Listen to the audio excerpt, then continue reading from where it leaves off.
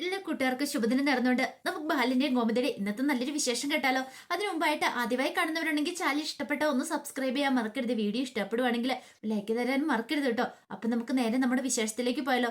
അങ്ങനെ ഇന്നത്തെ വിശേഷത്തില് മീനാക്ഷിയും ആകാശവും കൂടെ സംസാരിച്ചുകൊണ്ടിരിക്കുകയാണ്. ഈ സമയത്ത് ആകാശ് പറഞ്ഞു, അല്ല നീ എന്താ പറഞ്ഞേ?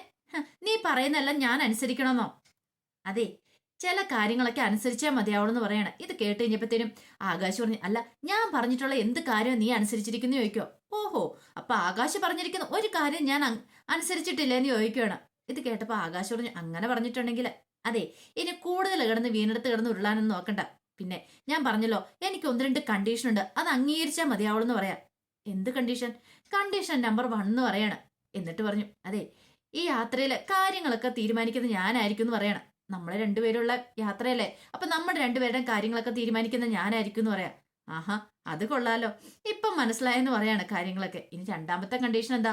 പിന്നെ ഒരാളും എന്നെ ചോദ്യം ചെയ്യാനോ അല്ലെങ്കിൽ എന്നെ വിലക്കാനോ അത് ചെയ്യില്ല ഇത് ചെയ്യില്ലെന്ന് പറയാനോ വരില്ലെന്ന് പറയണം. എനിക്ക് എന്റേതായ ഇഷ്ടങ്ങളൊക്കെ ഉണ്ടെന്ന് പറയണം. ഓ, ഇതിപ്പോ ആരെ ഉദ്ദേശിച്ച പറഞ്ഞതൊക്കെ എനിക്ക് മനസ്സിലായെന്ന് പറയണം. ഇത് കേട്ടതും മീനാക്ഷി പറഞ്ഞു, അതെ, നമ്മുടെ യാത്രയാണ് സന്തോഷകരമായ യാത്രയാ. ആ യാത്ര എന്താണ് കുളമാക്കാനായിട്ട് ഞാൻ ആഗ്രഹിക്കുന്നില്ല. സന്തോഷത്തോടെ തന്നെ പോയി വരാനായിട്ടാ ഞാൻ ആഗ്രഹിക്കണമെന്ന് പറയണം. ഒരു ജീവിതമല്ലേ ഉള്ളൂ ആകാശേ, അത് നന്നായിട്ട് എൻജോയ് ചെയ്ത് തന്നെ ജീവിക്കണമെന്ന് പറയണം. എന്റെ ഭഗവാനെ, ഇവൾ എന്തിനുള്ള പുറപ്പാടാണെന്തോ. എങ്കിൽ ശരി, ഈ കണ്ടീഷൻ രണ്ടും അംഗീകരിക്കുകയും മാത്രം ഞാൻ ഈ യാത്രയ്ക്ക് സമ്മതിക്കോളെന്ന് പറയണം. ശരി, എന്ത് കുന്തയിലും ആട്ടെന്ന് ആകാശ് പറയണം. പിന്നീട് മീനാക്ഷി അങ്ങോട്ടേക്ക് ഡ്രസ്സൊക്കെ പായ്ക്കാനായിട്ട് അങ്ങോട്ട് പോവാണ്. ആ സമയം ആകാശം മനസ്സിൽ പറഞ്ഞു, ഓ, ഇതെനിക്കിട്ടുള്ള പണിയാന്ന് തോന്നുന്നത്. ഇനി എന്തൊക്കെ കുരിശുകളോടെ ഇവൾ ഉണ്ടാക്കി വെക്കുമെന്തോ, ഇനി അവിടെ ചെന്ന് കഴിയുമ്പോൾ അറിയാം എന്നൊക്കെ പറഞ്ഞുകൊണ്ടിരിക്കുകയാണ്. ആ സമയം മിത്രയുടെ അരിയിലേക്ക് ആര്യം വരുവാണ്. ആര്യം വന്നിട്ട് ചോദിച്ചു, പതിവിലും വിപരീതമായിട്ട് ഭയങ്കര സന്തോഷമാണല്ലോ എന്ന് മോത്ത്. ആ, അത് പിന്നെ അങ്ങനെയല്ലേ ആര്യാന്ന് ചോദിക്കുക. അതെന്താ, നമ്മള് കല്യാണം കഴിഞ്ഞതിന് ശേഷം ആദ്യമായിട്ടല്ലേ ഈ യാത്ര പോന്നേ. കാര്യം പറഞ്ഞ ഇത് മീനാക്ഷി, ഇത് ശ്രീദേവി അടുത്തിയുടെയും ആനന്ദേട്ടന്റെയും ഹണിമൂൺ ട്രിപ്പ് ആണെങ്കിലും നമുക്കൂടെ ഒരു ട്രിപ്പ് അല്ലേന്ന് ചോദിക്കണം. അതെന്താ അങ്ങനെ പറഞ്ഞേ? അല്ല, ആര്യൻ എന്നോട് കൂടുതൽ അടുപ്പം കാണിച്ചതിന് ശേഷമുള്ള ആദ്യത്തെ യാത്രയല്ലേ ഇത്. മുമ്പത്തെ പോലെ ഒന്നും അല്ല. ആര്യൻ ഇപ്പൊ എന്നോട് കുറച്ച് അടുപ്പമൊക്കെ കാണിക്കുന്നുണ്ട്, സ്നേഹമൊക്കെ കാണിക്കുന്നുണ്ട്. അതുകൊണ്ട് എനിക്ക് ഈ യാത്രയ്ക്ക് ഭയങ്കര താല്പര്യ. മുമ്പേ എന്നൊക്കെ പറഞ്ഞ് ഇങ്ങനെയൊന്നും ആയിരുന്നില്ലോ എന്ന് പറയാണ്.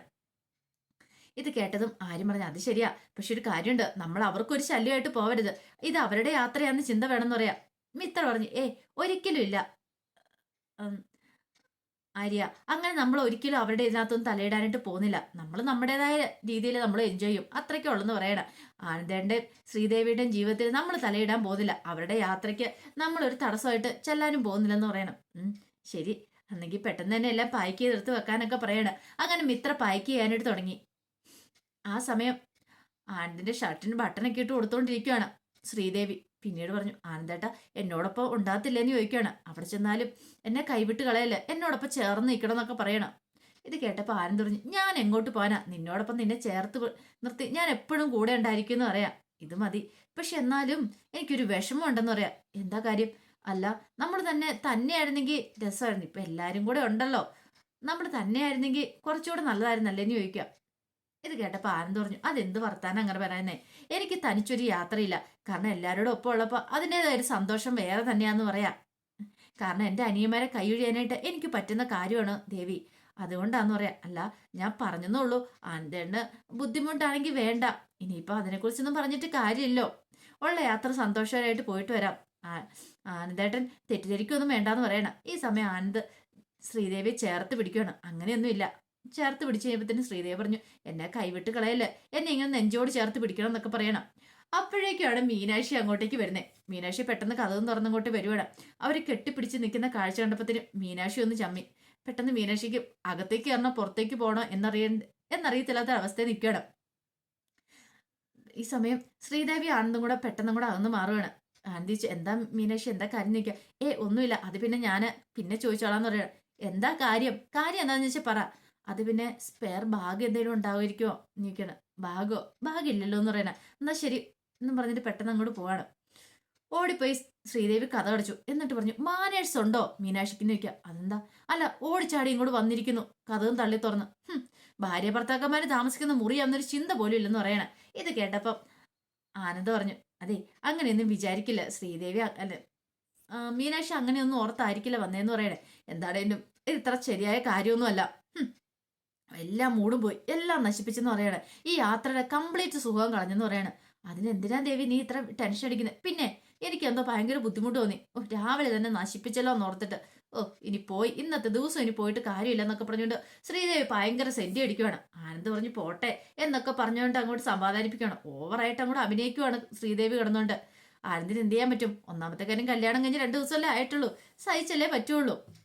പിന്നീട് അങ്ങനെ എല്ലാവരും ബാഗൊക്കെ കെട്ടിപ്പറക്കി പോകാനിട്ട് ഹാളി വന്ന് നിൽക്കുകയാണ്. ആ സമയം ബാലന്റെ വക ഉപദേശമായിരുന്നു. ബാലൻ പറഞ്ഞു, നോക്കിയും കണ്ടുമൊക്കെ പോയിട്ട് വരണം, അറിയാലോ പരിചയമില്ലാത്ത സ്ഥലത്തേക്കൊക്കെ പോകുന്നത്, അവിടെ ചെല്ലുമ്പോൾ അതിൻ്റെതായ രീതിക്ക് നിൽക്കണം, പരിചയമില്ലാത്ത ആൾക്കാരൊക്കെ ആയിരിക്കും എന്ന് പറയണം. ഗോമതി പറഞ്ഞ്, അറിയാലോ ഫുഡൊക്കെ നല്ല കടയിൽ നിന്നേ കഴിക്കാവുള്ളൂ, വയറ്റിലൊരു പ്രശ്നങ്ങളൊന്നും ഉണ്ടാക്കരുതെന്ന് പറയണം. അതൊന്നും ഇല്ല അമ്മയെന്നൊക്കെ ആര്യം പറയണം. എന്നാൽ ശരി ഇറങ്ങിക്കോളാൻ പറയണം. അപ്പോഴേക്കും ശ്രീദേവി തൻ്റെ അടുത്ത അഭിനയം തുടങ്ങി. ബാലന്റെ അടുത്തേക്ക് എന്നിട്ട് പറഞ്ഞു, ബാലച്ച അനുഗ്രഹിക്കണമെന്ന് പറയണം, ഞങ്ങളുടെ ആദ്യ യാത്രയല്ലേ, അനുഗ്രഹിക്കുന്നു പറഞ്ഞ് ആ കാല് തൊട്ട് അങ്ങോട്ട് വന്ദിക്കുകയാണ്. ബാലൻ ശ്രീദേവിനെ പതുക്കെ കൈ പിടിച്ച് എഴുന്നേപ്പിച്ചിട്ട് പറഞ്ഞു, അതെ എനിക്കറിയാം എപ്പോഴും എൻ്റെ അനുഗ്രഹം മോളോടൊപ്പം ഉണ്ടായിരിക്കും എന്ന് പറയാം, ധൈര്യമായിട്ട് പോയിട്ടോ, ഒന്നും പേടിക്കണ്ടെന്ന് പറയണം. ഇത് കണ്ടും കേട്ടും കഴിഞ്ഞപ്പോഴത്തേനും മീനാക്ഷിയും മിത്രയൊക്കെ പരസ്പരം നോക്കണം. ഈ ഓവർ ആക്ടിങ് ഒക്കെ കണ്ടു കഴിഞ്ഞപ്പോഴത്തേനും ആരിനും ആകാശം നോക്കി. കാരണം അവർക്ക് പക്ഷെ അത്രയ്ക്കൊന്നും തോന്നിയൊന്നുമില്ല. എന്നാലും ഇങ്ങനെയൊക്കെ തങ്ങളുടെ ഭാര്യമാരിങ്ങനെ നിന്ന് കഴിയുമ്പം ശ്രീദേവി ഇങ്ങനെയൊക്കെ ചെയ്ത് കഴിയുമ്പോഴത്തേനും ആ സമയം ഗോമതിക്കും സന്തോഷമൊക്കെ, ഒന്നുമില്ലെങ്കിലും അനുഗ്രഹമൊക്കെ വാങ്ങിച്ചുകൊണ്ടാണല്ലോ പോകുന്നതെന്നുള്ള രീതിയിൽ അങ്ങനെ എല്ലാവരും കൂടെ ഇറങ്ങാൻ തുടങ്ങുന്ന സമയത്ത് മീനാക്ഷിയുടെ ഫോണിലേക്ക് കോള് വരുന്നേ. ഇതാരാ, അമ്മയാണല്ലോ വിളിക്കണമെന്ന് ഓർക്കുവാണ്. പെട്ടെന്ന് മിത്ര വെച്ചു, ആരാ? മീനാക്ഷി ചേച്ചി, അമ്മയെ വിളിക്കണമെന്ന് പറയാം. അമ്മ എന്താണെന്ന് അറിയത്തില്ലോ ഈ സമയത്ത് വിളിക്കുന്നത്, അമ്മ ഇങ്ങനെ ഒരു വിളി പതിവില്ലാത്തതാണ്. പെട്ടെന്ന് കോൾ എടുത്തു. എന്താ അമ്മ, എന്താ വിളിച്ചെന്ന് ചോദിക്കണം. അത് മോളെ എന്ന് പറഞ്ഞു ഒറ്റ കരച്ചിലായിരുന്നു. അമ്മ കാര്യം എന്താന്ന് പറ, അച്ഛൻ ഇവിടെ ഹോസ്പിറ്റലിൽ അച്ഛൻ എന്ത് പറ്റി എന്ന് പറഞ്ഞ് മീനാക്ഷിയും കരയാൻ തുടങ്ങി. അമ്മ കരയാതെ കാര്യം എന്താന്ന് വെച്ചാൽ പറ. അത് പിന്നെ രാവിലെ ചായ കുടിച്ചോണ്ടിരുന്ന പെട്ടെന്ന് ഒരു വേദന വന്നിട്ട് അച്ഛൻ ബോധം കിട്ടു പോയെന്ന് പറയണം. അമ്മ എന്തൊക്കെയാ പറയണേ? അതെ, എന്നിട്ട് ഇവിടെ ഏത് ഹോസ്പിറ്റലാ? സിറ്റി ഹോസ്പിറ്റലാന്ന് പറയണം. മോളെ പെട്ടെന്ന് ഇങ്ങോട്ട് വാ, ഞാൻ തനിച്ചോളൂ, എനിക്ക് എന്ത് ചെയ്യണം എന്നറിയില്ല എന്ന് പറഞ്ഞിട്ട് കരയി വേണം. പെട്ടെന്ന് ഫോൺ വെച്ച് കഴിയുമ്പോഴത്തേനും മീനാക്ഷി പൊട്ടിക്കരയാണ്. ആകാശൊക്കെ വന്നിട്ട് എന്താ മീനു, എന്താ കാര്യം, നീ എന്തിനാ കരയണേന്ന് ചോദിക്കുക. അത് പിന്നെ അച്ഛൻ ഹോസ്പിറ്റലാന്ന് പറയണ. ഹോസ്പിറ്റൽ എന്ത് പറ്റിയെന്ന് ചോദിക്കണം. പിന്നീട് കാര്യങ്ങളൊക്കെ പറയണം. എല്ലാം കേട്ട് കഴിഞ്ഞപ്പോഴത്തേനും ആകാശ് പറഞ്ഞു, നീ സമാധാനമായിട്ടിരിക്കുക, നമുക്കത് ഇപ്പൊ തന്നെ ഹോസ്പിറ്റലിലേക്ക് പോകാന്ന് പറയണം. ആര്യനൊക്കെ പറഞ്ഞു, അന്ന് പെട്ടെന്ന് തന്നെ പോയിക്കോ, ഇനി താമസിക്കണ്ടെന്ന് പറയണം. ഗോമതി പറഞ്ഞു, ഞാനും വരാം മോളെ നിങ്ങളോടൊപ്പം എന്ന് പറയണം. ബാലൻ പറഞ്ഞു, എന്നാൽ നീയും കൂടി ചെല്ലു ഗോമതി, പെട്ടെന്ന് തന്നെ പോയിക്കോളാൻ പറയണം. അല്ല ഏത് ഹോസ്പിറ്റലാന്ന് പറഞ്ഞോന്ന് ആകാശ് ചോദിക്കുകയാണ്. സിറ്റി ഹോസ്പിറ്റൽ എന്നാ പറഞ്ഞേ. പെട്ടെന്ന് തന്നെ അവരങ്ങോട്ടേക്ക് പോവാണ്. ഈ സമയത്ത് ആര്യം പറഞ്ഞു, ഇങ്ങനെ ഒരു അവസരത്തിൽ എങ്ങനെ യാത്ര പോകുന്നത്, എന്താണ് ഞങ്ങളില്ല എന്ന് പറയണം. അപ്പോഴേക്കും ആനന്ദ് പറഞ്ഞു, എല്ലാവരും കൂടെ കൂടിയാലും ഒരു സന്തോഷമുള്ളൂ, അതുകൊണ്ട് ഈ യാത്രയ്ക്ക് എന്തായാലും എല്ലാവരും കൂടെ ഒരുമിച്ച് ഒരു പോക്കുള്ളൂ, അല്ലാതെ പോണില്ല, ഈ യാത്രയ്ക്ക് ഞങ്ങളും ഇല്ലാന്ന് പറയണം. ശ്രീദേവിയുടെ മുഖം അങ്ങോട്ട് മാറി, കടന്നൽ കുത്തിയ പോലെ ആയിപ്പോയി. പിന്നീട് ശ്രീദേവി ഒന്നും മിണ്ടാതെ മുറിയിലേക്ക് അങ്ങോട്ട് കയറി പോവാണ്. പിന്നീട് കാറിൽ അങ്ങോട്ട് പോകുന്ന സമയത്ത് മീനാക്ഷി ഭയങ്കര കരച്ചില്ല. ഗോമതി ആശ്വസിപ്പിക്കാൻ ശ്രമിക്കുന്നുണ്ട്. മീനാക്ഷി പറഞ്ഞു, അവസാനമായിട്ട് വീട്ടിൽ ചെന്നിട്ട് ഞാൻ ആ വീട്ടിലേക്കൊന്നും കയറിയില്ല, എന്നെ ഒന്ന് വിളിച്ചു പോലും ഇല്ല. ആ സമയത്തും അച്ഛൻ എന്നോട് ദേഷ്യമായിരുന്നു, പക്ഷെ ഇങ്ങനെ ഒന്നും സംഭവിക്കുന്ന ഞാൻ പ്രതീക്ഷിച്ചില്ല എന്നും പറഞ്ഞ് കരയുവാണ്.